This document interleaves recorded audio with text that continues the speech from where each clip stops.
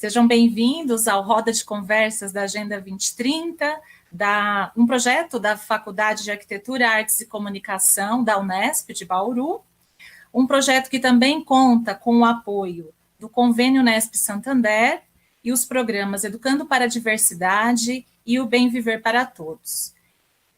Nosso objetivo neste projeto é debater questões da Agenda 2030 da ONU, com estudantes e pesquisadores da universidade e de outras instituições de ensino e pesquisa no Brasil e também fora do Brasil.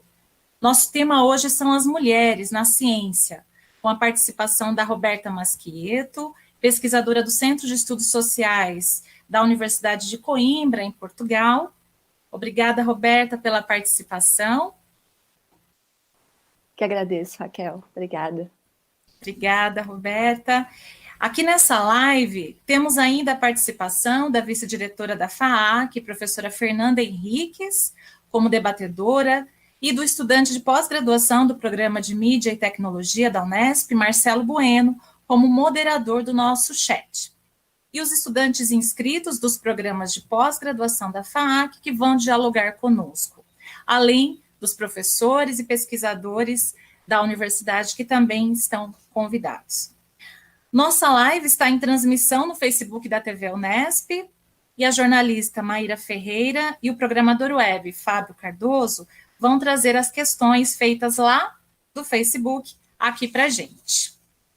Bom, vamos iniciar então nossa roda de conversa, né? Esse projeto inovador da Unesp, dentro do convênio Unesp Santander, com a apresentação de nossa convidada, a Roberta Masquieto.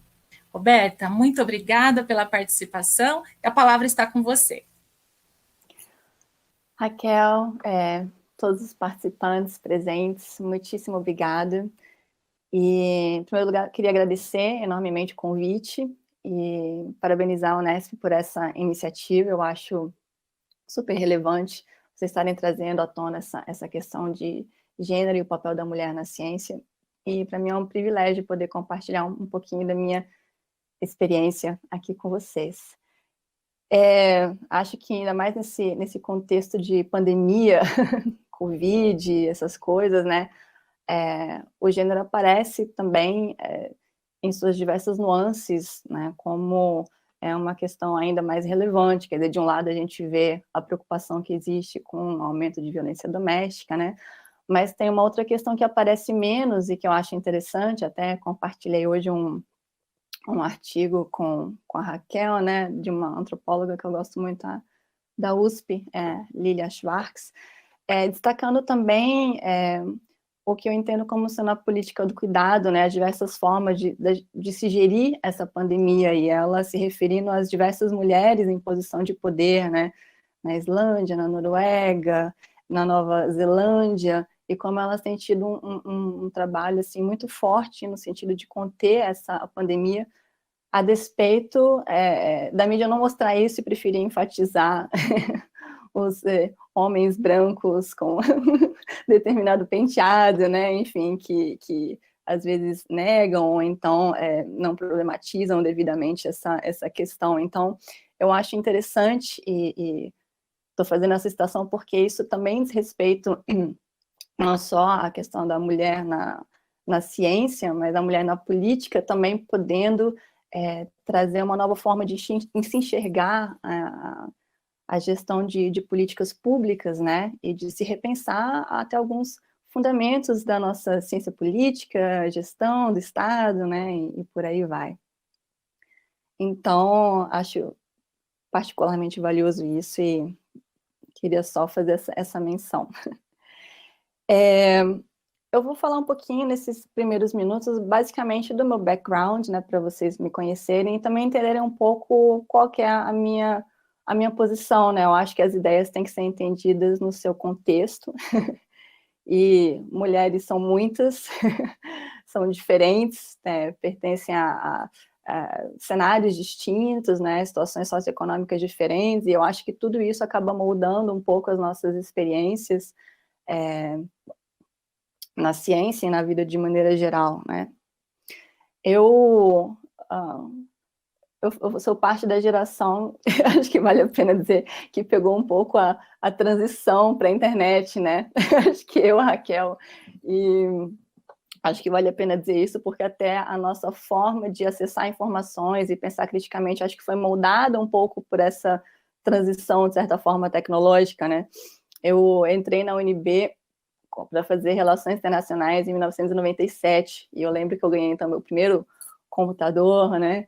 Mas eu fazia ainda pesquisa no papel, né? Naquelas fichinhas da biblioteca, e logo cedo eu quis estudar a África subsaariana, e a minha salvação era o professor Wolfgang Döpke da História, que foi depois meu orientador, porque ele ia para a Alemanha todo ano e trazia artigos impressos, cópias de livros, né? E era bem difícil nesse sentido, né? E eu estou enfatizando isso porque esse contexto foi importante na minha formação, no sentido que foi uma formação bem tradicional, de certa forma, né? O tipo de currículo que existia lá na UNB, e eu tenho certeza que já mudou muito, hoje eu tenho colegas que são professores lá, né? Que na época eram estudantes que nem eu, mas eu acho que esse contexto importa porque era mais difícil, né? Digamos, ir atrás de informações ou de paradigmas alternativos, né, sobre ciência, debates epistemológicos, né? Então, na minha formação, eu aprendi que ciência era uma coisa muito específica, né? Ela tem a ver com generalizações, teorias, muitas teorias importadas da literatura norte-americana, e para mim sempre foi um pouco problemático, ainda mais que eu comecei a estudar logo cedo a África subsaariana, e essas teorias pareciam não se aplicar. Então eu peguei muita matéria aí na história, em outros departamentos, para poder buscar alguma coisa alternativa, né? E então, por exemplo, na minha formação, eu também lembro, programas de humor, toda essa questão de gênero também era diferente, né? Eu não lembro dela ser debatida na minha formação.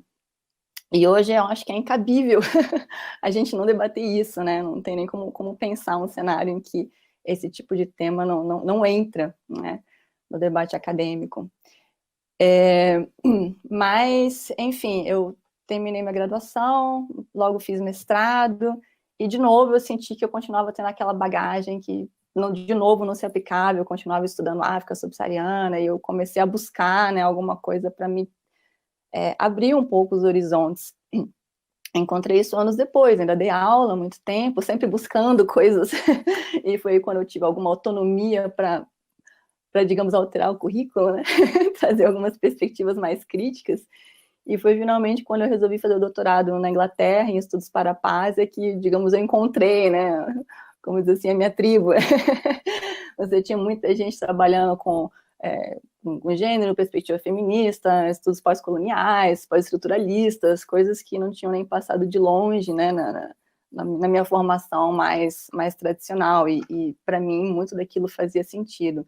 Não quero descartar outras perspectivas, né, o que eu estou dizendo é que foi importante para mim ter acesso a essa pluralidade de perspectivas e entender, inclusive, que o aspecto normativo é fundamental, a formação do conhecimento, e não existe essa separação tão clara que eu tive, digamos, quase uma lavagem cerebral, né? Ciência é isso, não é o normativo, e hoje, para mim, pessoalmente, está claro que não é assim, né? A gente vê estruturas de poder na base da formação acadêmica, do conhecimento, e eu acho que a gente tem que pensar sobre isso, inclusive no nosso papel, e no caso aqui falando de gênero, né, como a mulher é representada, não só como objeto de estudo, mas como agente, né, que escreve, enfim, eu acho que a gente tem que discutir estruturas de poder, patriarcado, né, gestão política, como eu falei, né, quem diz que um modelo é melhor que o outro, e por aí vai. Bom, eu acabei fazendo, assim, então, um doutorado, continuei interessada em África, né, meu doutorado foi sobre consolidação da paz em Moçambique. Eu fui lá algumas vezes fazer pesquisa de campo, e o tema do meu doutorado era o empoderamento local, empowerment, né, meu interesse era ver como as intervenções internacionais, no caso especificamente em Moçambique, de construção da paz, afetavam na verdade, as pessoas do dia a dia, né? Uma das minhas insatisfações com abordagens mais tradicionais de relações internacionais era aquela ênfase nas elites, né? No poder, disputa por poder, e eu sempre tive interessada naquelas pessoas que são excluídas das narrativas. Não tinha uma preocupação de gênero, mas o interessante é que, ao trabalhar com empoderamento e fazer uma ampla revisão da literatura, a literatura que eu achei mais interessante tinha um forte fundamento na literatura feminista. As mulheres que trabalhavam com empoderamento feminino, né, foram as que mais me trouxeram insights sobre como operacionalizar isso e pensar a questão da paz por uma ótica crítica. Ainda assim, na minha pesquisa, eu optei por não fazer um recorte específico de gênero, né? Eu me interessei pelos excluídos de maneira geral. Claro que o gênero apareceu como uma questão, mas nesse ponto eu acho que ficou claro a questão da interseccionalidade, né? Nem toda mulher, digamos, o acesso ao poder e o desempoderamento era diferente. Existiam mulheres poderosas, outras menos, né? Assim como homens, jovens. Então, existiam outros elementos, e eu acho que isso está muito forte em boa parte da literatura feminista hoje, né? E por isso que eu também estou fazendo esse contexto, né?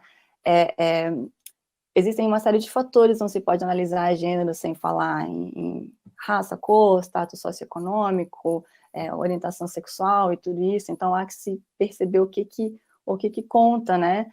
Naquele determinado contexto.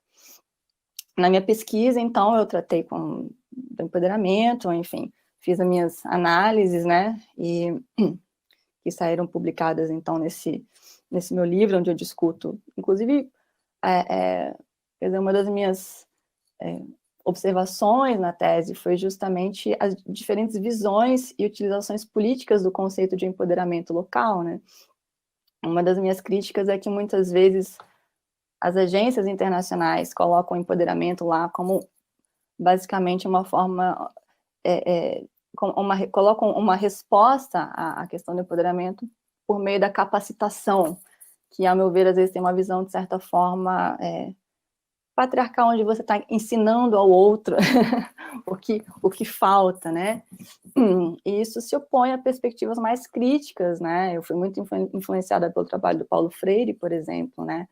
Entendendo o empoderamento como a partir de uma perspectiva de revisão das estruturas de poder que mantêm as pessoas em situação de desempoderamento, né, e como ultrapassar isso de forma estrutural, né, e daí que eu acho que a discussão feminista ajuda bastante, né. Então, bom, eu fiz esse doutorado, e isso já, digamos, me expandiu, né, um pouco a minha percepção, a minha caminhada intelectual, né, para abordar essas perspectivas um pouco mais críticas. Mas, ressaltando que até então, claro que eu via os problemas envolvidos na desigualdade de gênero, mas eu até então não me sentia afetada por isso, né? E não por coincidência, né? De novo, assim, eu sou mulher, lógico, mas vocês olham para mim, né? Vocês veem essa carinha do sangue italiano forte, né? E eu fui uma das várias pessoas de classe média que entrou num curso da UNB, né? Devido a uma série de privilégios que eu tive na minha formação, de acesso à educação e por aí vai. Eu acredito que, de certa forma, isso me colocou numa situação onde eu não sentisse diretamente, né, nenhum tipo de distanciamento, nem repressão, né. O que eu posso dizer é que os meus tutores, a maioria eram homens, né. Eu acho que relações internacionais ainda é um ambiente eminentemente masculino. Na Inglaterra eu percebi que já tinham muito mais acadêmicas mulheres, aliás, no meu departamento, à época, uma das que mais conseguia financiamento era uma mulher, professora Jenny Pierce, mas é isso. E o que mudou, né? E quando que eu comecei a prestar um pouco mais, quando comecei a experimentar a questão da desigualdade foi quando eu me tornei mãe. Então, assim, depois do meu doutorado, eu acabei propondo, né, uma pesquisa ampla, assim, de longo prazo, de pós-doutorado, que é o que eu estou fazendo agora. E logo na época que saiu o resultado, e eu estava toda feliz, eu também engravidei. E aí muita coisa mudou, né? Acho que a gente vai entrar mais em detalhes aqui, eu só vou dar uma pincelada. Mudou pelo fato óbvio de que gerir só um projeto de pesquisa que já é bem complicado, junto com a gestão de um ser, né, que você coloca no mundo, mesmo eu estando nas melhores das condições, em termos familiares e financeiros, ainda assim altera toda a minha capacidade, né, de produção. Logo, a minha capacidade de mostrar resultados, logo a minha capacidade de, em algum momento, competir por qualquer coisa. E isso, para mim, foi o momento, digamos, do despertar, né? E um momento de ter que tomar decisões muito significativas, né? Ou abraçar a ideia de que eu não consigo fazer tudo e ficar feliz com isso, né? Digamos, diminuir a ambição profissional, é um pouco a que eu escolhi nesse momento para poder também aproveitar a minha família, né? Ou, né, enfim, investir totalmente em trabalho e abrir mão, talvez, de um tempo de maior qualidade com a minha família. Às vezes, essa é até uma escolha que eu acho que eu ainda tenho, né? Eu sei que várias pessoas nem sequer têm, e em alguns dos momentos mais exaustivos do meu período de pesquisa até hoje, eu pensei constantemente nesse outro diferencial, né? De como a dimensão socioeconômica também afeta as escolhas das pessoas. Mas, enfim, eu queria fazer um pouco essas ressalvas, né, para os participantes entenderem isso, e também entender que, assim, digamos, a extensão do meu despertar, que também que me ajudou a ressignificar eventos passados também, né? Como eu disse, assim, até então eu achei que eu não era afetada, de certa forma,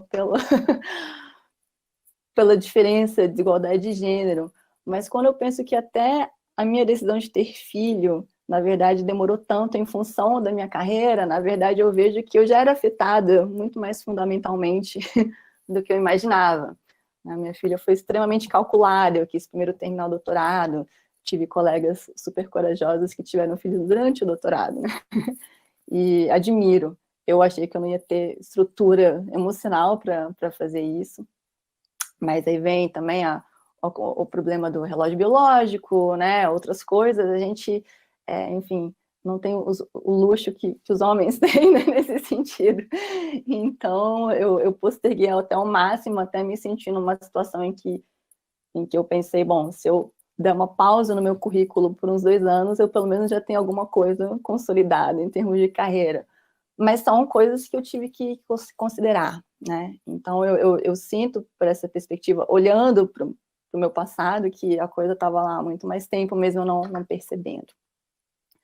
Bom, eu deixo, então, agora a Raquel, e, enfim, depois o público, né, fazer algumas questões para a gente poder explorar alguns tópicos mais específicos. Passo a palavra para você, Raquel. Obrigada, Roberta. Nós agradecemos, né? Só reiterando que a Roberta, nossa convidada, né? Ela está vinculada ao Centro de Estudos Críticos da Universidade de Coimbra, mas ela está lá em Minas, né? Agora a gente está em transmissão direta com ela.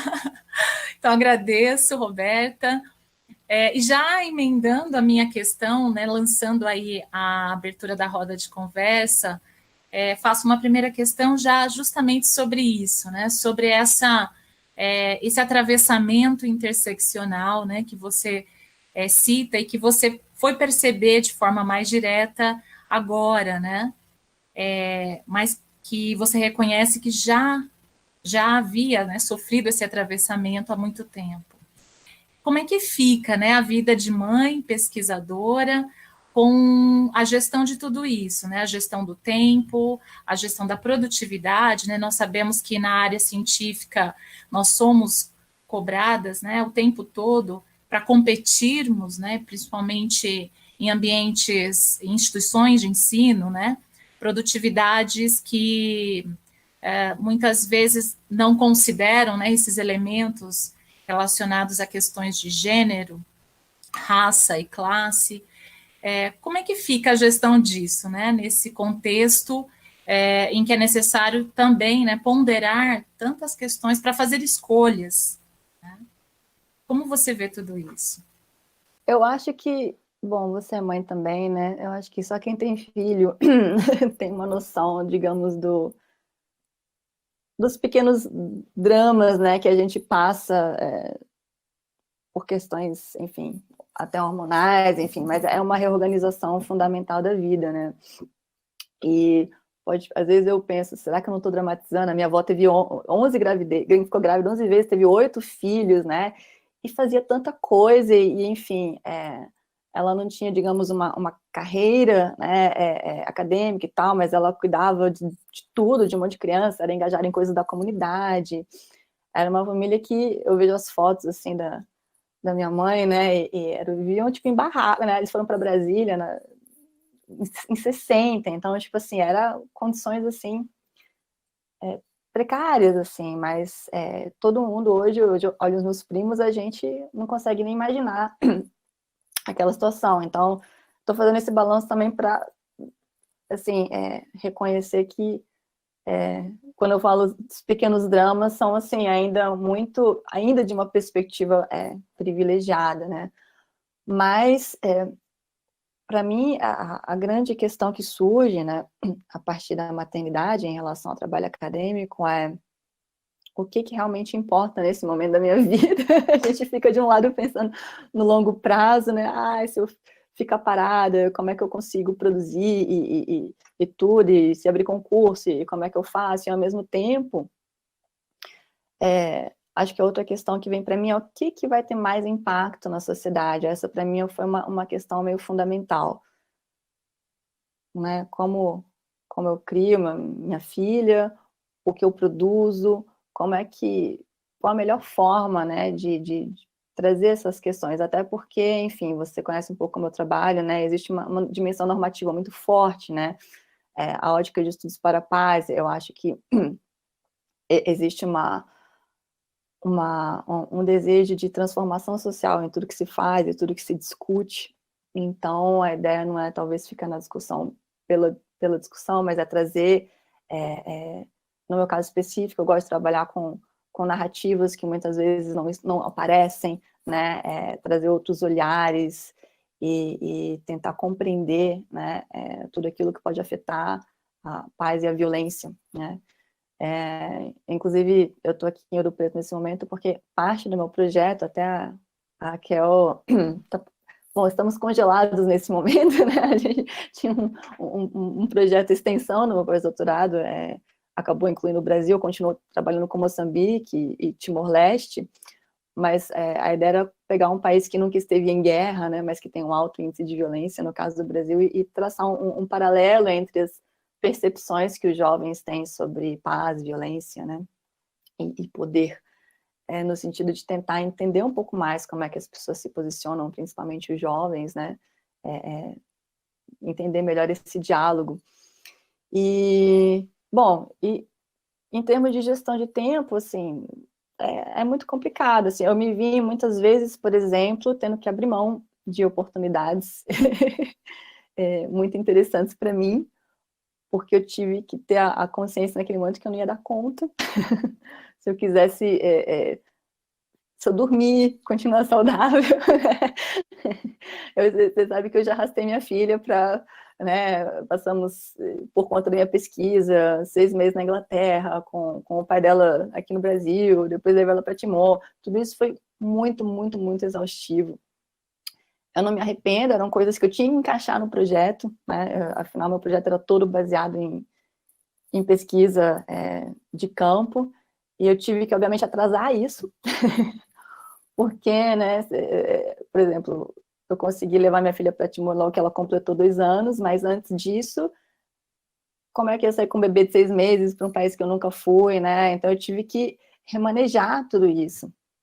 Tive que remanejar incluir essa parte, inclusive no Brasil, também pensando na questão familiar, porque eu estou vinculada em Coimbra, mas meu marido está aqui, então eu vivo, né, nessa ponte aérea, então, assim, de repente, coisas quando você não tem um filho que você pode fazer, né, para mim ficou mais complicado. E eu ainda tive, assim, a minha opção foi amamentar o máximo, né, até pouco tempo atrás, até um mês e meio atrás, minha filha ainda amamentava, então isso também foi um fator que eu tive que considerar. E por isso que eu carreguei ela. Então, assim, tudo vai em passos bem mais lentos. Mas vai, né? Eu acho que é uma coisa que eu tenho que aceitar. E também tentando não dramatizar muito, porque isso tudo é temporário, né? A gente sabe que uma hora as crianças crescem e faz parte. Agora, o que eu vejo é lógico que, por exemplo, eu tenho colegas que também são pais, homens, e não estou querendo dizer que seja fácil para eles viajarem e ficarem longe das crianças, mas é diferente, né? Se você não tem que dar de mamar, enfim, o vínculo com a criança é diferente. Então, é como se houvesse uma redução inicialmente da liberdade que a gente tem, né? Mas tem o benefício de ter um filho, né? Então, é isso. Não sei se eu respondi, se eu divaguei aqui, mas a gestão do tempo, a meu ver, ela funciona à medida em que a gente também reconsidera quais são as prioridades. Não dá para fazer tudo. Isso aí eu tive que aceitar logo de primeira mão, assim. Não dá para manter o ritmo de produtividade que eu tinha antes. É impossível, quer dizer, seria possível se eu ficasse sem dormir. Aí não funciona. Eu acho que isso faz parte. Sim, não respondeu, até acho que fazendo um link, né, com o que você acabou de colocar, só reiterar, né, sobre as suas experiências, né, de pesquisa de campo com a sua filha, né, e aí até também já aproveitando para lançar uma outra questão, e eu passo a bola para a Ferdi, uma questão que me parece importante, eu não sei como é que você se identifica nesse cenário, frente a representatividade da mulher pesquisadora, né?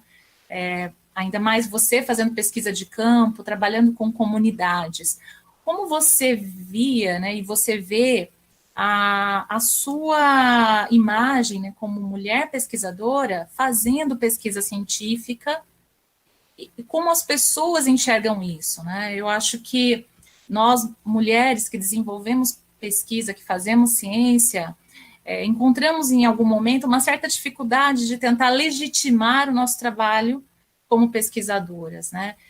Talvez porque se construiu um imaginário de um discurso, né, de uma narrativa científica muito vinculada a uma ideia de racionalidade muito próxima à figura do homem, né? Considerando que vivemos uma sociedade patriarcal, né, em que existe uma voz moral, né, uma voz que legitima a ciência, que parece estar, né, mais relacionada, pelo menos do ponto de vista narrativo, né, a essa voz masculina, né. Então, quando você vê a figura da mulher pesquisadora fazendo pesquisa de campo, como é isso? Como é que você se sentia? Como é que você acredita que eles te viam, né, nesse cenário? Isso é muito interessante, até porque eu vou dizer que muda. Eu tenho a experiência antes de ser mãe e a experiência depois de ser mãe, né? E isso eu acho que é interessante. Quando eu fui para Moçambique, eu fui 3 vezes, mas eu fiz pesquisa, além de ficar na capital, então eu fui num distrito lá no norte, porque eu queria exatamente estar num lugar onde as pessoas estivessem um pouco mais à margem, digamos, do centro de poder, né? Então eu fui nesse distrito chamado Angoche e fiquei lá 2 meses e fiz vários grupos focais, inclusive eu sempre separava as mulheres e os homens, porque eu sabia que lá tem uma diferença importante, e às vezes as mulheres não se sentem à vontade, né? Aliás, qualquer lugar, né? Às vezes as mulheres podem não se sentir à vontade, né? Falando sobre certas coisas, ainda mais sobre empoderamento, né? Na frente dos homens. Mas eu tive uma experiência muito interessante, aliás, várias, assim. eu não senti em momento algum nessa pesquisa de campo coisa do tipo não ser uma pessoa séria por ser mulher, até porque especificamente em Moçambique, pelo menos no meio acadêmico, existiam mulheres importantes acadêmicas também lá, então assim, e Moçambique, pelo menos em termos políticos, né, existe uma obrigatoriedade de ter uma cota de mulheres no Congresso e tal, então, claro que isso é uma coisa, outra coisa é a relação do dia a dia, né, as questões de gênero no campo, né, enfim, não necessariamente refletem o que está no papel, né. Então, assim, eu não tive... O que eu tive foi, eu estava pesquisando, na verdade, um fundo de desenvolvimento distrital. Eu estava estudando todo o contexto pós-guerra, reforma do Estado, e eu queria ver quais mecanismos tinham levado ao possível empoderamento das comunidades mais pobres, e dentro disso tinha um fundo de desenvolvimento distrital criado pelo governo, né? Então eu estava vendo o funcionamento, e infelizmente tinham muitos problemas de desvio de verba, então uma das coisas que aconteceu, né, que eu passei muito tempo na administração do distrito e eu soube que fiquei sendo conhecida como a investigadora da CIA, né? porque eu ficava fazendo perguntas e tal, então, assim, eu não sei se tinha a ver com... Me parece que isso não tinha a ver com o fato de eu ser ou não mulher, mas uma pesquisadora lá querendo xeretar e descobrir o que estava acontecendo. Na interação com as pessoas, eu senti muita receptividade, mas acho que um episódio que vale contar foi de um grupo focal que eu fiz com mulheres, e então, na época eu tinha 32, por aí, e eu estava nessa roda com mulheres, conversando, e no final eu sempre abria para elas perguntarem coisas para mim, né? E a pergunta, assim, unânime foi: por que eu, me perguntar a minha idade, né? Por que você, com essa idade que já tem diploma, está aqui estudando mais, né? Por que você não está casada com filhos e coisa? Então, assim, foi um contexto em que, claramente, assim, apesar de eu ser mulher, obviamente elas estavam se questionando o que eu estava fazendo lá. Isso foi, para mim, foi muito interessante, porque eu também me questionei, de certa forma, o que eu estava fazendo realmente? Será que eu estou aqui por pressão social, porque eu tenho que ter uma pesquisa XPTO, né, assim, assado, porque realmente eu estou interessada. Enfim, essa viagem foi interessante também porque me fez repensar vários fundamentos epistemológicos da minha própria pesquisa, né, repensei várias coisas, daí que eu fiquei cada vez mais interessada na dimensão subjetiva, né, de como as pessoas conversam sobre o mesmo tema e às vezes estão falando de outras coisas, né? Às vezes a leitura, né? Então, como a gente, como pesquisador, pode, digamos, traduzir discursos e tal da forma mais fidedigna, né? Será que eu estou entendendo o que o outro quer dizer, não só pelas palavras, mas até que ponto eu consigo abraçar esse contexto? E até que ponto ser mulher facilita isso ou não? Por exemplo, para mim, nesse caso, foi claro que existia uma diferença e que na verdade, o meu desejo, quando eu fui embora, era ficar lá 1 ano, pelo menos, para tentar entender. Não tive como, né? Mas, assim, para capturar essas formas de pensar.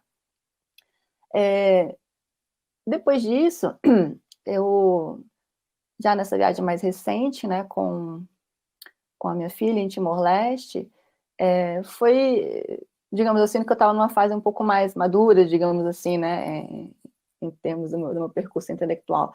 Ao mesmo tempo, o fato de você estar carregando um filho muda demais a dinâmica, assim, eu não tive o tempo de preparar como eu queria, né, a pesquisa de campo, eu tinha que fazer as coisas assim, do jeito que dava, chegar em casa, minha filha estava super carente, com saudade do pai, né, minha mãe estava comigo, mas enfim, eu não tive tempo de processar as coisas à medida que elas iam acontecendo, como eu tive quando eu estava lá solteira, viajando sozinha e tal. Então, isso teve um aspecto mais difícil, mas eu acho que era um elemento que muitas vezes me conectava melhor, principalmente com as mulheres que eu estava, com as quais eu estava conversando. E mudou a minha forma de ver a pesquisa, né? Como eu estava estudando especificamente, nesse caso, narrativas de violência, e Timor teve uma história violentíssima, onde muitas mulheres passaram por horrores. Então, ouvir essas histórias, né, sendo compartilhadas, histórias filhos e filhas, e eu tendo uma filha foi algo que realmente tornou essas interações algo bem diferente em termos qualitativos, né, do que no momento anterior da minha vida. Então, isso no que diz respeito à pesquisa de campo, né. Academicamente, eu sinto que muita coisa tem a ver com os círculos, digamos, acadêmicos que a gente frequenta, né, eu percebo uma diferença. Eu percebo uma diferença nesse sentido, né, às vezes quando a gente quer trazer uma ideia um pouco mais alternativa, existem resistências, né. Você sabe da minha história tentando publicar o nosso livro de estudos para pais e quão difícil às vezes as pessoas se abrirem para por uma coisa que declaradamente fala, não, eu acho que tem que ter um aspecto normativo nesse campo acadêmico, né. Isso para algumas pessoas é um pouco um choque, mas eu acho que não tem como fugir disso.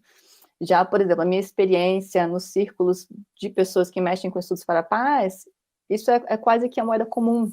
Então, assim, nesse círculo especificamente, né, que já tem pessoas que já vêm de uma tradição pós-colonial, etc., o que muda é o nível da crítica, né, quem é mais radical, quem é menos radical. Então, e tem muitas mulheres, tem cada vez mais influência de estudos feministas, né, então eu sinto essa diferença dependendo do contexto, né. Muito bem, eu tenho aqui já algumas perguntas, e aí eu achei curioso, acho que vale a pena mencionar que essa roda de conversa ela foi idealizada principalmente para alunos da pós-graduação, estudantes da pós-graduação, e a gente abriu depois para outros públicos. Então, temos aqui todos cientistas, né, todas pessoas que trabalham com ciência. E eu dei uma olhadinha nos escritos nessa reunião, né, nesse encontro, e é lógico que a maioria é feminina. Então, a gente tem uma grande porcentagem de mulheres, né, assistindo essa roda. Até a gente pode perguntar se é porque o tema interessou, então tem mais inscritas, ou se realmente porque as mulheres estão fazendo mais pós-graduação, ainda mais na nossa área, né, de ciências sociais aplicadas e comunicação. Então, isso depois a gente pode até tentar entender. Mas o que é mais importante é que foram 3 mulheres também que se manifestaram aqui. E elas se manifestaram da mesma maneira, endossando, né, tudo isso que você passou, porque também são cientistas, mães, que uma está com um filho ali, né, na sala do lado, enquanto ela está assistindo o Meet, né, e são todas essas mulheres que estão tentando conciliar, inclusive até a pergunta é mais nesse sentido. Hoje a gente está numa situação extraordinária, atípica, onde não podemos sair de casa. Então, estamos aqui em confinamento, né? Estamos em casa. E os filhos também estão em casa, né? Então, como que fica isso? A gente ainda tem a questão da mulher cientista e agora a mulher cientista mãe dentro de uma situação de confinamento. Então, eu vou ler, foi a Kathleen Guerreiro Rebelo que se manifestou, a Mara Fernanda de Santi, Gisele Fregolente Patrignani, e a pergunta da Mara é a seguinte: por ser pesquisadora também em campo, quais são suas estratégias deixa eu abrir, de trabalho durante o período de isolamento social, considerando que as rotinas para quem tem filhos que estão fora da escola também nesse momento ficaram totalmente alteradas e com ainda mais demandas? Excelente questão, né? Eu, de novo, assim, me considero ainda numa posição privilegiada, mesmo nesse isolamento social, por 2 motivos, né? Eu sou apenas pesquisadora, né? Eu não estou nesse momento lecionando, então o meu trabalho tem o lado bom e ruim, né? De um lado, eu que tenho que controlar tudo, e né, tem picos, né, de produtividade, picos de estagnação já no contexto normal. Mas eu não tenho essa, digamos, preocupação extra que é ainda dar aula, corrigir, pensar em estratégias que eu acho que demanda muito, né? Então, eu acho que, digamos, me traz um certo conforto, né? Claro que eu tenho a preocupação de, eu tenho que publicar isso, aquilo, até para poder renovar a bolsa, essas coisas todas, né? Mas, e um outro ponto é que, bom, o meu marido é professor, nesse momento também está estacionado aqui, mas a gente é bem democrático com relação ao tempo que se passa com a nossa filha, né? Então, quando um tem uma coisa mais urgente para trabalhar, o outro fica e acabou, assim, né? Não tem muito, digamos, eu acho que aqui é bastante simétrico nesse sentido, né? Mas a minha estratégia mesmo tem sido acordar antes da minha filha e trabalhar pelo menos umas 2 horas mais cedo. Felizmente, né, a minha filha dorme pelo menos até umas 8, vai. Então, assim, tem dias agora que já tá ficando frio, né, até umas 9 e tal, então eu consigo trabalhar nesse horário, porque depois que ela acorda é muito difícil. E o que eu faço, assim, ao longo do dia também por exemplo, trabalhos que exigem mais foco, escrever artigo, refletir, coisa que você precisa algum tempo significativo, eu tento fazer de manhã antes dela acordar. À noite eu tô muito cansada, eu não consigo. Normalmente à noite eu já tô, tô bem cansada. Por conta da demanda, né? De ter que inventar coisa, brincadeira, né? Enfim, uma criança ela tá com 2 anos e meio, então é até difícil você explicar, né? Que esse é um momento especial, por que ela não tá encontrando amigos, né? Etc. É bastante complicado. Mas ao longo do dia, quando a gente tem essa troca, né, de cuidados, eu tento focar nos trabalhos mais, por exemplo, automáticos. Por exemplo, eu estou com um monte de entrevista para transcrever dessa minha última viagem, né, para Timor. Então é algo que requer menos reflexão, foco, é uma coisa um pouco mais direta, né? Então eu tento alternar nesse sentido. Agora, ainda assim, tem semanas que correm melhor, tem semanas que é um desastre, que ninguém consegue trabalhar. Digamos, eu comecei a aceitar o fato que talvez esse seja o novo normal por um bom tempo, inclusive, né? Eu acho que antes a gente fica naquela, quando é que vai acabar? Se eu pensar nisso, eu fico muito estressada, e aí é ruim por toda a dinâmica familiar, né? Todo mundo preso, todo mundo tal, então eu tô tentando aceitar isso como algo que eu não posso fazer nada, né? Então, eu definitivamente aceitei o fato que a produtividade caiu. Então, coisas que eu poderia fazer em uma semana de trabalho, eu tô fazendo em um mês, mas tô indo. Então, assim, tentando usar um pouco isso, acordar antes da criança, né, quando isso é possível, e alternar o trabalho que requer mais foco e menos foco para os momentos, né, diferentes do dia. A Mara agradeceu a sua pergunta, a gente já tem mais algumas aqui na lista, tá? Então, vamos para mais uma mulher. Meninos podem perguntar também, tá? A Mariana Carreto Alves, ela é doutoranda em comunicação e ela gostaria de colocar uma questão para reflexão. Qual o papel das universidades, dos centros de estudos e programas de pós-graduação para a igualdade de gênero na ciência? E se tiver alguns exemplos de ações, o que tem sido feito para isso? Você até pode colocar, talvez, um pouco da sua experiência, porque você está em Portugal, né, passou por vários outros países, com realidades socioeconômicas diferentes também, né, países considerados de primeiro mundo, né, países que saíram de guerras longas também. Então, talvez você possa colocar isso, qual o papel desses centros, né, de estudo das universidades para a igualdade de gênero na ciência. Sim,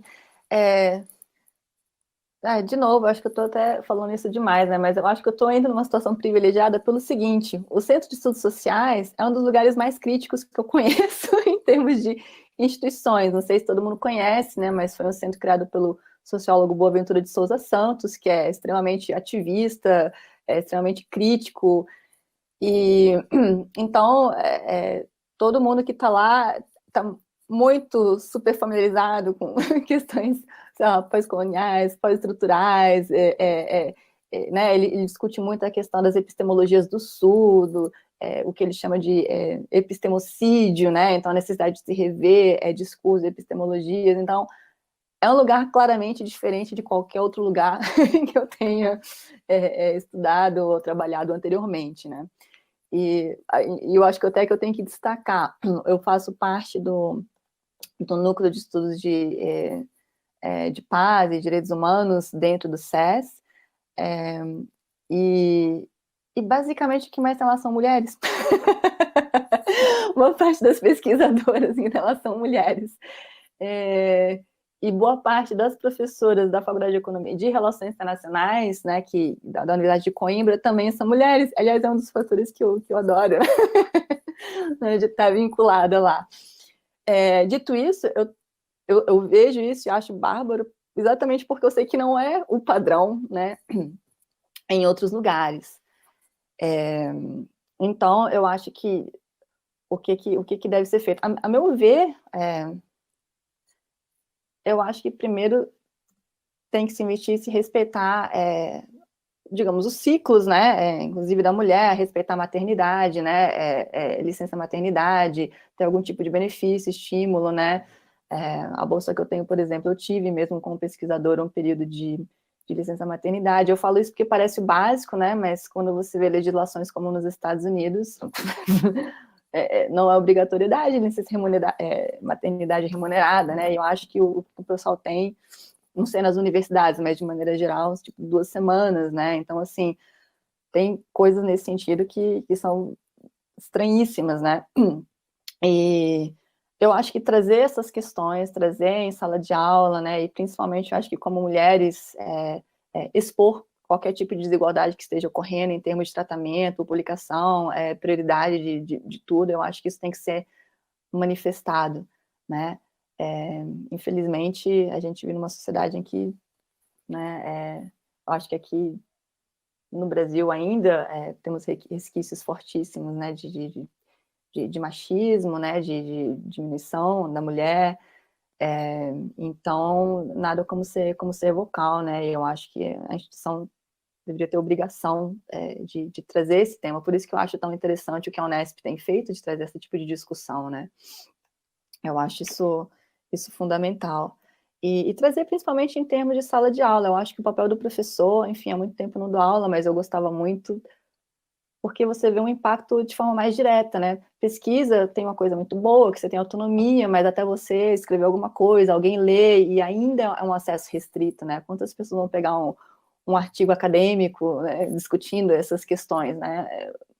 Então, eu acho que o professor, ele tem um papel muito mais fundamental, então você tem um impacto direto, né, na mentalidade, assim, mesmo que critiquem, só trazer a informação, né, eu sinto que eu conheci muita coisa muito tarde, assim, mais tarde do que eu gostaria de ter conhecido, e eu adoraria se algum professor na minha época falasse, olha, existe uma outra literatura que eu não uso, mas está aqui, discutindo relações de poder, gênero, literatura feminista, enfim, né, Black Empowerment e uma série de outras coisas, né, outras formas de se enxergar a realidade. Eu acho que isso tem que mudar na mente, né, das pessoas, por isso eu acho esse tipo de iniciativa extremamente importante. A gente tem mais perguntas e também dizer que a gente está quase fechando nosso ciclo de perguntas pelo tempo, né? Como, mais uma vez, explicando, essa roda de conversa vai para a TV Unesp, né? Então a gente vai transmitir, também vai ter um podcast com mais informações, então a gente está agora dando uma finalizada nas perguntas. Mas temos aqui a pergunta da Ângela, que são duas bem interessantes. O que devemos ter em mente de forma diária sobre a questão de gênero para evitar a discriminação no ambiente acadêmico em termos práticos, nas salas de aula, pesquisa e na relação com instituições como CAPES e FAPESP, até mesmo citação, né, que a gente conversou uma vez, né, como que a gente cita mulheres, a gente coloca o sobrenome, a gente estava até brincando, quando a gente cita e coloca o sobrenome, coloca assim, Cabral, né, Cabral disse, né, a gente não imagina imediatamente que vai ser a Raquel Cabral, então de que maneira a gente pode também minimizar isso, né, evitar essa discriminação no ambiente acadêmico. E mais, como as mulheres devem agir para engajar os homens, nossos colegas, parceiros e companheiros na causa feminista no século XXI. Nossa, e aí depois é só dizer assim que como a gente está com um tempinho um pouquinho mais limitado, ainda tem mais duas perguntas aqui. Tá, vou tentar ser mais objetiva. Acho que essas questões são fundamentais, né? Dicas práticas para fomentar a igualdade de gênero. Eu acho que, obviamente, usar literatura que discuta, né, a questão, não só literatura de trabalhos escritos por mulheres, mas eu acho que tem que se trazer de alguma forma a literatura feminista, porque são questões diferentes. fundamentalmente pode existir também mulher machista. Assim, a gente não eu estava até vendo alguém aqui falando, o homem pode ser, né, feminista, não sei se estou antecipando aí, mas não ser homem ou mulher necessariamente que define isso, mas como você enxergam as relações de poder entre homem, né, e mulher na sociedade. Então, eu acho que, sim, trazer mais textos, né, literatura crítica e literatura feminista e ver o impacto que isso tem tido em vários tipos de análise, né? Eu acho isso bastante importante. E também eu acho que promover de forma direta, né, estimular a liderança e, ao meu ver também, eu acho que lá vai eu, né? Coisa de mãe, mas eu sinto que a maternidade tem que ser levada mais a sério e ser trazida como um trunfo, de certa forma, na academia, e não como um obstáculo, que às vezes eu acho que né? Eu sei de histórias bizarras, né? De orientador falando para aluna que, quem mandou ter filho agora, não devia ter tido filho agora, porque vai atrapalhar, assim, chocante, né? Chocante, assim. E aconteceu, provavelmente ainda acontece. Então, eu acho que reinventar o discurso, né, e ver que a mulher, enfim, a maternidade desenvolve outros tipos de habilidade, que qual a função da academia se não educar jovens e pessoas, e isso é a mesma função que a maternidade tem, então são coisas totalmente relacionadas, desenvolvimento de empatia, de compreensão do outro, né, então acho que a maternidade deveria ser mais integrada, até mesmo o espaço, não sei como é que é na Unesp, mas acho que deveria ter um espaço maior integrado nas instituições para fomentar, né, integrar a maternidade à academia, né? Algumas instituições como a International Studies Association e alguns journals internacionais claramente nas suas diretrizes recomendam a utilização não só de artigos que incluam mais mulheres, mas também de autores do sul global, né, porque são outras formas de exclusão também, né, então acho que, por exemplo, se existe um periódico ou alguma guideline para dissertações e mestrado e programas de graduação, isso também poderia ser incluído, né, enfim, eu acho que algumas coisas nesse tipo poderiam ser feitas. E como engajar os homens? É complicado, né, esse é um pouco do tipo, eu acho que a gente não pode mudar, digamos, as pessoas, mas a gente pode abrir espaços para diálogo, né? E eu acho que começar pelos jovens é sempre melhor, né? Os jovens são mais flexíveis, né? Muitas vezes mais abertos do que quanto mais velho a gente vai ficando, né? Parece que a gente fica mais preso nos nossos pensamentos, né? Mas acho que trazer esses debates, principalmente para os jovens, na graduação, na pós-graduação, acho que seria um começo interessante. E com relação, digamos, a colegas que ainda não estejam engajados com a igualdade, eu acho que isso tem que ser debatido de forma muito séria. Acho que mulheres têm que se impor se há qualquer tipo de desrespeito. Nesse ponto, não vejo muito outra forma, né? Eu li o seu último texto e eu fiquei pensando bastante sobre isso, né? Porque a maternidade e a ciência, da mesma maneira, vão contribuir socialmente, né? Você criar um filho bem, você fazer uma boa ciência, você está contribuindo com a sociedade da mesma maneira. Eu acho que isso não deveria ser levado, né, ou um ou outro. Ao contrário, né? Às vezes até essa educação acho que tem um papel mais fundamental. O seu filho pode ser uma futura pessoa feminista ou machista, enfim, né? É importante esse direcionamento, né? Bom, a gente tem a pergunta, então, da Gislene Vitória, que é de mídia e tecnologia. Sou pesquisadora e professora de arte da rede estadual. Atualmente, além de todas as atribuições acadêmicas, estou trabalhando à distância com meus alunos e pais. Sinceramente, trabalhando muito mais para atender os desafios da pandemia. Não é fácil, tampouco impossível.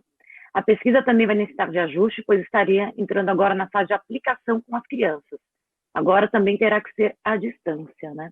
Então, se você encontrou em campo e, portanto, em contato com paradigmas culturais distintos, algum empecilho estrutural para concretizar o empoderamento feminino, feminino dentro das comunidades. E se sim, como essas situações impactaram na sua perspectiva do machismo e de como contorná-lo enquanto pessoa e pesquisadora? Essa daqui é a pergunta da Larissa, de Artes Visuais. Ok, então peraí, eu não sei se eu entendi muito bem a pergunta. É como é que eu Peraí. percebi a questão de machismo em alguma das minhas interações na pesquisa de campo? E se houve alguma mudança a partir das minhas interações? Se você encontrou em campo e, portanto, contato com paradigmas culturais distintos, algum empecilho estrutural para concretizar o empoderamento feminino dentro das comunidades. Demais. Acho que e como essas situações impactaram? Esse é um grande debate, né, que eu acho que entra de um lado, assim, na questão cultural e, digamos, respeito à cultura, e até que ponto a cultura também não, como é que fala, não continua mantendo, né, essa desigualdade que existe.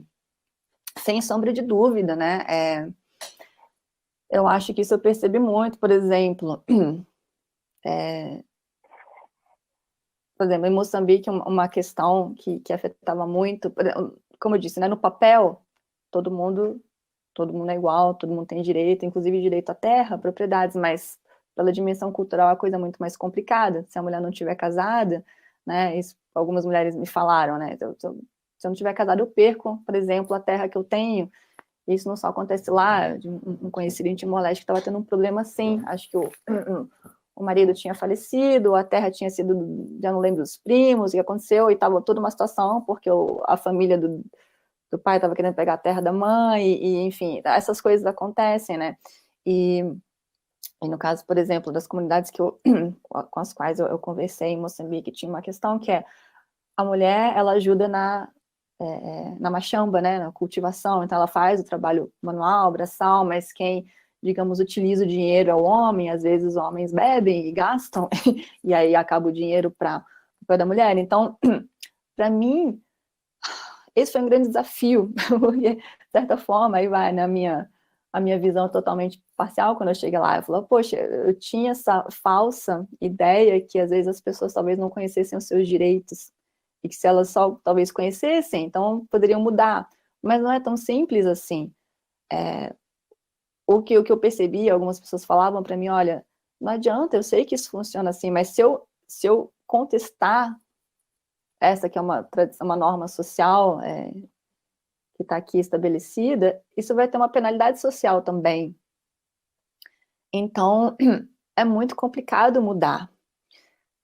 Como sair disso, né? Isso me levou a querer estudar cada vez mais a questão das subjetividades, né? Uma das coisas que eu mais gostei, assim, no trabalho do Paulo Freire, é quando ele fala sobre a expansão dos limites, das fronteiras do que é possível. Se a gente não acha que uma mudança é possível, a gente não acredita que aquilo vai acontecer, a gente não vai mudar a atitude. Então, como fazer com que as pessoas acreditem que realmente uma mudança é possível? Uma das coisas que eu estou tentando encaixar nesse projeto que está parado agora são histórias de inspiração, né, que você vê, sei lá, movimentos dos direitos civis nos Estados Unidos, Gandhi, enfim, existem histórias improváveis, mas que aconteceram, que mostram, né, como é possível expandir a fronteira do que é possível. Mas você chegar numa comunidade que há muito tempo está sofrendo vários tipos de opressão e que depois se incrementam com estruturas políticas que trazem outros tipos de opressão, né, e consolidação de poder, é muito problemático. Existe um custo para isso, né, e às vezes o custo ele vai impactar na capacidade que a pessoa tem de viver, de comer no seu dia a dia. Então, fica o cálculo, ok, isso pode mudar daqui a, sei lá, para o meu filho, mas até lá eu já morri de fome se eu tentar desafiar essa estrutura. Então, é bem complicado, né? Nesse ponto, eu acho que nada melhor do que as ONGs, talvez locais, pessoas que entendam muito melhor o contexto do que, por exemplo, eu, pesquisadora, que fui lá algumas vezes, né, para poder tentar fazer um trabalho de muito longo prazo, né? Então, é bem difícil. Mas uma questão para mim que foi que eu até fiz para as mulheres, era o seguinte, né, como é que elas se sentiam com relação a essa divisão, inclusive de trabalho e tudo, porque e o que eu percebi é que elas tinham que aceitar aquilo, elas não viam alternativa, né, muitas vezes, inclusive continuar com o marido que bebia e gastava o dinheiro, mas que elas não necessariamente estavam felizes com isso, né. Eu acho que o problema, para mim, não era necessariamente a divisão da estrutura social em si, mas o impacto que isso tinha nas pessoas, né? Eu acho que se as pessoas não estão satisfeitas, tem que ter um índice de felicidade aí, digamos, para elas poderem mudar, né? Mas eu confesso que como pesquisadora eu me senti bastante impotente nesse sentido, né? Por isso que nesse até meu projeto, eu pensei, não, vou trazer alguma coisa para o Brasil, porque eu acho que talvez seja mais fácil para mim, como brasileira, talvez estar mais próxima, né? Tentar entender e trabalhar com jovens, porque eu acho que é onde existe uma possibilidade maior de mudança, né? Não sei se respondi totalmente a questão, bem complexa. É que é muito complexa para responder mesmo, né? Muito complexa. A gente tem 2 perguntas aqui de homens, né? Então, do Edriano, que é doutorando de mídia e tecnologia, que ele pergunta, eu vou colocar as 2, elas não são similares, mas eu acho que uma você já começou a responder, então acho que já pode dar essa sequência, né? Que é do Edriano, a partir de sua experiência, quais conselhos que você daria em relação à pesquisa e docência no ensino superior? E a outra é do Gustavo, que é um graduando em jornalismo, que é a pergunta, né? Existe homem feminista ou apenas homens pró-feminismo? Né? Pergunto isso por já ter visto algumas discussões, e aí qual que é o seu ponto de vista. E depois a gente vai ter mais uma pergunta para finalizar, mas fica com essas 2 por enquanto. Tá, então o que pode ser feito na pesquisa e docência, no ensino superior, para amenizar a desigualdade de gênero, é isso? Ele deixa aberto, né? Ele fala, a partir da sua experiência, quais conselhos que você daria em relação à pesquisa e docência no ensino superior. Então, acho que até como uma cientista que trabalha fora, que conseguiu um espaço fora do país, que viajou, que levou sua pesquisa para vários lugares, né? Que tem ali uma relevância na área de estudo da paz, eu acho que é mais esse conselho assim, mesmo. É uma pergunta complexa, eu diria até que vai depender muito, possivelmente, da área, né? Eu sei que aqui tem alunos de outras áreas, e assim, destacando, né? Eu sou das relações internacionais e depois migrei para os estudos para a paz, que alguns consideram que é um subcampo, eu gosto de pensar isso como um campo transdisciplinar, mais autônomo, né? Que tem gente de todas as áreas.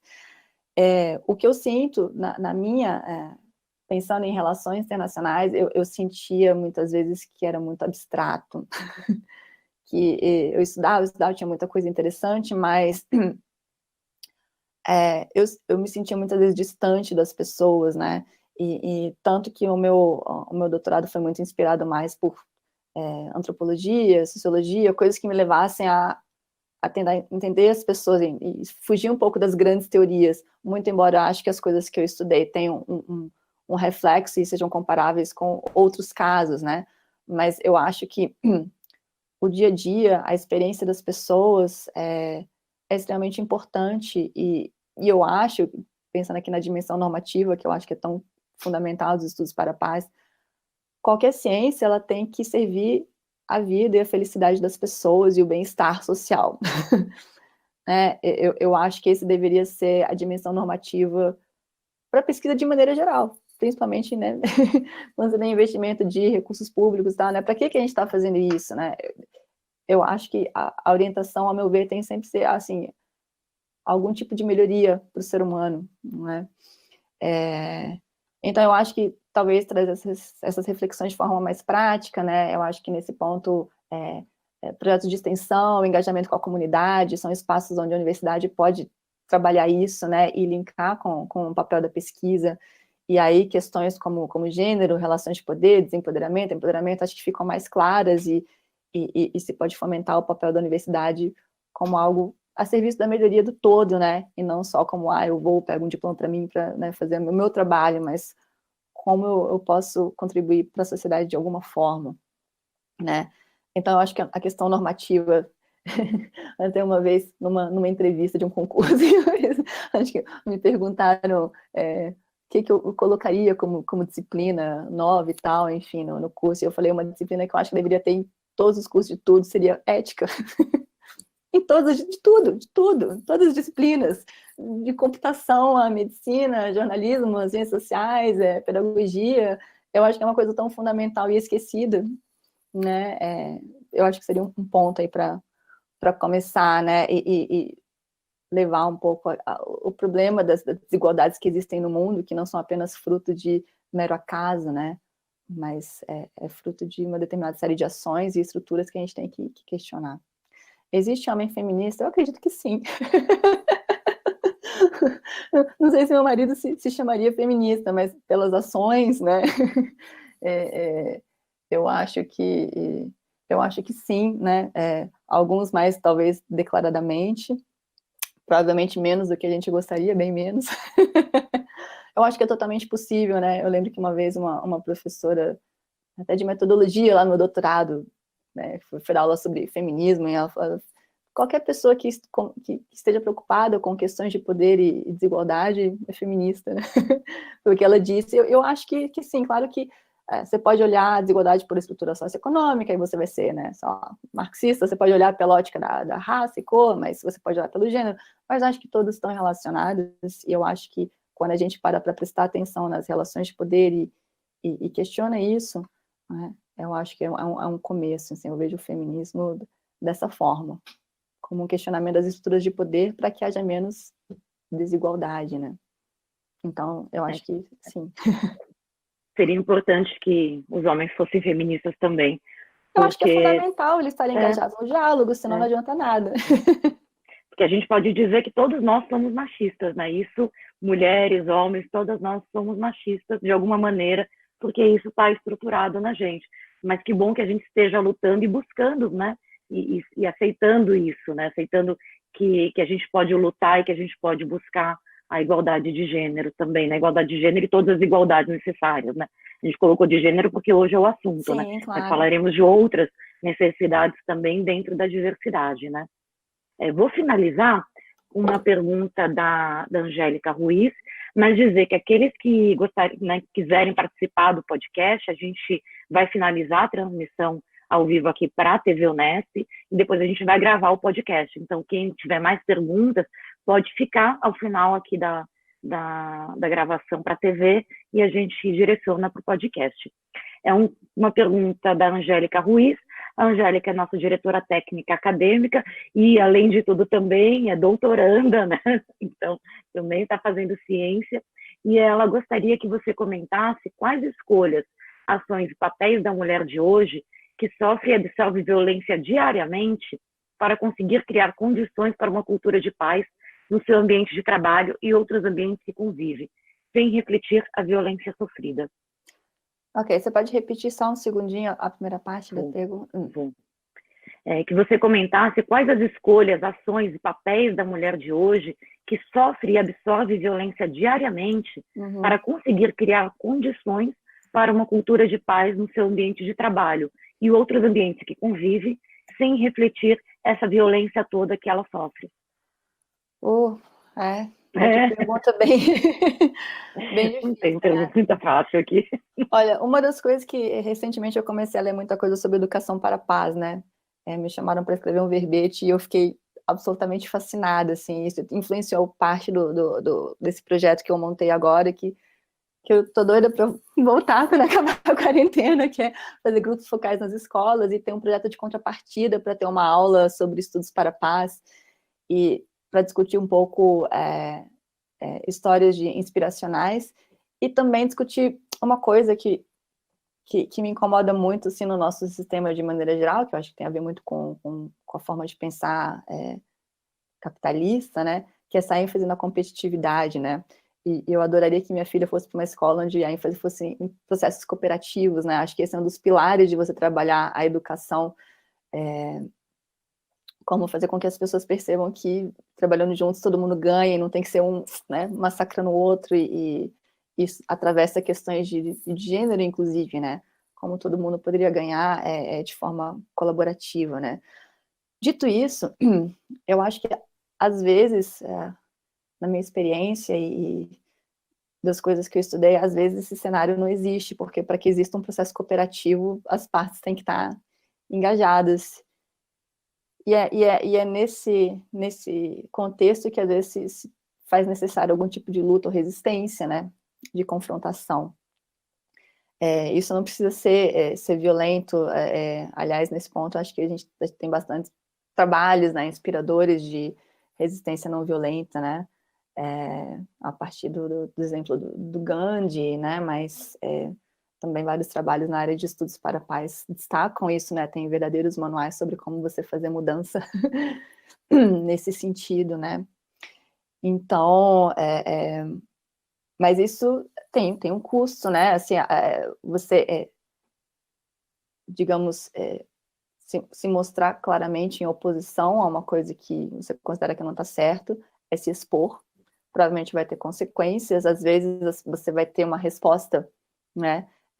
Digamos assim, um contra-ataque, mas às vezes não tem muito como sair disso. Então, o que eu acho é que tem que se pensar em como fazer isso de forma não violenta, com um tipo de resistência, não agredindo o outro, mas ao mesmo tempo não aceitando, né, a injustiça que a gente sofre, né? Eu recomendaria, tem vários trabalhos discutindo isso. Agora me escapuliu até o nome, tem uma ativista americana que até tempos atrás deu uma entrevista no Democracy Now! E ela escreveu vários também trabalhos na área de resistência não violenta. E tem, não, estou me fugindo todos os nomes, né? O trabalho clássico lá de estudos para pais, que também discute, fragmenta a ideia de poder, né? A gente muitas vezes atribui poder a quem está por cima, mas na verdade o poder que existe, ele é cedido por nós quando a gente concorda ou quando a gente se silencia, né? Então, o poder pode mudar quando a gente se manifesta de forma contrária, né, àquilo que está sendo imposto. Então é isso, né? Acho que não tem como dar uma resposta assim muito exata, mas eu acho que existem histórias inspiracionais e muito material bem pragmático, propondo estratégias de mudança sem recorrer à violência, né? Ou sem ser violento no sentido de usar táticas iguais àquelas que a gente está contestando, né? Não é isso. Obrigada, Roberta. Nós encerramos as questões, né? Gostaria de mais uma vez, né, agradecer a sua participação. Nós temos ainda uma reflexão do professor Juarez. Parece que ele queria fazer um comentário, uma reflexão para a gente finalizar. Bem, Roberta, para mim foi um prazer enorme ouvi-la, né? Tenho identidade absoluta com várias das coisas que você falou. Eu também concordo. Eu acho que uma normativa da pesquisa na universidade pública deveria ser contribuir com a redução das desigualdades abissais que nós temos no país. Adorei a abordagem que você fez da questão da interseccionalidade, que é um tema muito caro à jovem intelectualidade negra. Por isso que eu queria ouvi-la fazer um breve comentário sobre uma expressão da Bell Hooks, que é uma pesquisadora, pensadora negra norte-americana, que eu acho que ela sintetiza essa ideia, né? Ela vai dizer o seguinte: nós precisamos, na universidade, questionar criticamente as bases epistêmicas do conhecimento, que tem como fundamento que ela vai chamar de patriarcalismo capitalista supremacista branco. Eu gostaria de ouvi-la comentar sobre essa fala da Bell Hooks. Olha, isso me remete muito ao trabalho, então, do Boaventura de Souza Santos, né? Toda a discussão que ele tem sobre as epistemologias do Sul e as dificuldades nesse próprio processo, né? Eu estou até com 2 livros dele, um que é o Epistemologias do Sul mesmo, e o outro é onde ele tenta propor alguns instrumentos sobre como pesquisar as epistemologias do Sul. E uma das questões que ele apresenta logo no começo, bom, eu sou português branco, né? Então como é que... Mas isso não tira o nosso direito, inclusive, de questionar, né, a sociedade, a divisão de poder, mesmo em que a gente esteja inserido, né? E eu acho que isso tem a ver com escutar as vozes, né? E mais recentemente, no meu trabalho, eu comecei a me interessar por alguns debates da psicologia social e psicologia cultural. Porque, para mim, isso vem muito da minha experiência de campo, não se trata apenas de ouvir o outro, mas qual a real base da conversação, né? Às vezes você escuta as mesmas palavras e as interpretações são absolutamente distintas sobre o que aquilo está querendo dizer. Eu acho que é muito interessante a gente abrir espaço para outras formas de pensar, né? Na psicologia cultural tem alguns debates interessantes. Um é sobre a visão do eu, né? E existe toda uma discussão sobre as sociedades orientais terem uma visão totalmente distinta do eu e a sociedade ocidental, né? E o capitalismo, infelizmente, é baseado nessa compreensão do eu como quase que separado do todo, né? As características do eu são pessoais, inatas, né? A relação com o grupo é muito pautada, bom, eu sou diferente de qualquer outro, e a gente vê isso, de certa forma, no ideário, né? Liberal do individualismo, empreendedorismo, até eu acho que a gente vê isso cada vez mais forte no Brasil, todo mundo com essa necessidade de se posicionar, criticar, que tem coisas boas, mas às vezes também parece quase uma coisa automática, né, de querer ter razão ao invés de entrar num diálogo, né, e já uma grande literatura dizendo que a percepção do eu em outras sociedades, não só orientais, mas você vê isso inclusive na América Latina, em algumas sociedades, né, mais tradicionais, ou em África, em Timor, o eu, ele é contextualizado, né, então o eu, ele é parte de um grupo, de uma família, então você se entende enquanto ser humano como parte de um todo, e isso molda para mim as bases da conversação, e eu acho que quando a gente está questionando o sistema, a gente tem que ir a fundo exatamente nessa lógica, né, quais são as bases, os principais conceitos, assim, mais fundamentais que estão presentes nisso, porque como você vai mudar uma estrutura social e intelectual se você mantém os mesmos princípios, né, por exemplo, do eu como quase autônomo, individual, que quero estar livre de toda obrigação e tudo, talvez seja o caso de migrar para um eu mais interdependente, comunitário, né, e pensar essas coisas. Então, eu acho que isso está na base dessa questão da interseccionalidade, que também é muito fluida, né, às vezes eu sou mais mulher, às vezes eu sou mais, sei lá, mãe, às vezes eu sou mais acadêmica, né, os diferentes papéis que a gente pega, mas eu acho que isso reflete essa sensação de pertencimento e reconhecimento da interdependência, né, e eu acho que é isso que deveria mudar e deveria ser promovido no contexto acadêmico, inclusive da coletividade dos saberes, né, eu tenho, apesar de ser acadêmico, eu tenho uma forte resistência com essa coisa de direitos autorais. Como, né, naquela doutorado, era aquela coisa, qual é o seu contributo original? E você fica, eu tenho que ter um contributo original. Com certeza, milhões de outras pessoas no mundo estão pensando a mesma coisa, né? Quem sai primeiro, né? É um pouco isso. Na verdade, tudo é fruto de uma coletividade, né? Então, eu acho que falta isso, e eu vejo de fundo, assim, nesse debate, essa questão, né? Voltar para o coletivo, né? Não apagando o indivíduo, mas entendendo o indivíduo como interdependente e interligado, né? Não sei se responde diretamente a sua questão, mas eu pensei nisso porque, para mim, como pesquisadora branca, ocidental, que seja, o Brasil está aqui, né, no sul, mas a gente está muito ocidentalizado, e eu ainda estudei em Inglaterra, então, obviamente, eu tenho essa bagagem, né, ocidental, digamos assim. Mas eu senti falta exatamente de afinar a minha habilidade de diálogo, né, com esse outro que não está tão presente nos textos que eu leio, né, e às vezes até a forma de comunicação é diferente, né. Existe um grande debate hoje, na área de estudos para a paz, sobre, inclusive, aliás, o Boaventura de Souza Santos fala disso, né, qual o conhecimento válido, né, a gente só considera conhecimento válido aquilo que segue uma certa estrutura que a gente definiu como científica, sendo que em outros lugares, outros tipos de saberes funcionam, né, eles às vezes funcionam melhor que esse acadêmico estruturado, e eles são igualmente importantes, então existe uma tendência em se negar esses saberes, porque eles não respondem a esse formato, né, e é hora de rever isso, né. Então, enfim, essa é um pouco a minha reflexão nesse sentido, não sei se responde a sua questão. Obrigada, Roberta. Nós agradecemos, né, mais uma vez a sua participação. Acho que uma questão que fica, né, para a reflexão de todos nós e todas nós de que cultura de paz também se faz com muita luta, né?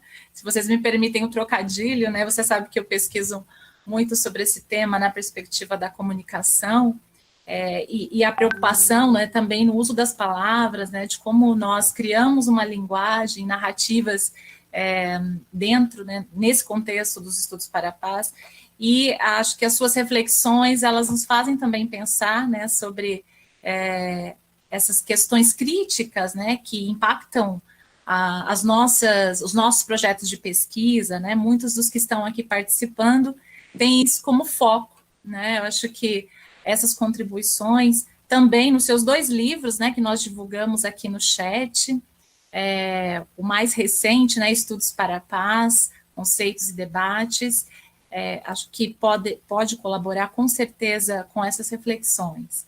Então, a gente agradece mais uma vez sua participação. Eu que agradeço, gente. Muitíssimo obrigada. Espero que tenha contribuído de alguma forma para o debate. E queria agradecer o espaço, as perguntas, o interesse. Que a gente possa colaborar mais vezes. Obrigada, Raquel. Obrigada, Roberta, agradeço. E aí, então, nós encerramos por aqui nossa primeira roda de conversa. Agradecemos a participação de todos e todas nesse diálogo sobre um tema tão importante, né, para garantir a igualdade de gênero em nossa sociedade. Agradecemos mais uma vez o apoio do Convênio Unesp Santander, por meio dos projetos Educando pela Diversidade e Bem Viver para Todos, e a parceria dos programas de pós-graduação da FAAC, Programa de Pós-Graduação em Arquitetura e Urbanismo, Design, Comunicação e Mídia e Tecnologia, e também da TV Unesp, que nos apoia nessa ação. Fiquem bem, fiquem em casa e até a próxima roda de conversa. Obrigada.